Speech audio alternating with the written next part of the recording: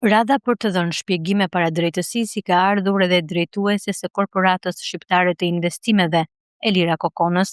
Ajo është thirrur nga Prokuroria e Tiranës të paraqitet të martën me 24 shkurt për të dhënë shpjegime lidhur me një hetim që ka nisur pas kallëzimit të bërë nga Thanas Biçiku i kompanisë RT Max. Plotësirja është firmosur nga prokurori çështjes Dritan Ushi dhe përveç Kokonës do të merret edhe dëshmia e Ermal Nufit, zëvendës shef i kabinetit të kryeministrit, si dhe Enkelejt Musabellit, Kastriot Gurës dhe Enkelejda Muçajt. Kujtojmë se kreu i Partisë Demokratike Sali Berisha e ka denoncuar disa herë publikisht Kokonën për parkun teknologjik Durana në Xhathzotaj. Skemsi Troplana e menaxhuar nga famozja Lubia numër 3, Elira Kokona në emër të patronit të saj, Edi Rama, gjen vetëm djegësin e Tiranës, por dallimi është se në rastin e djegësit të Tiranës, territori është pas një ndërtim dhe janë vjedhur 130 milionë euro.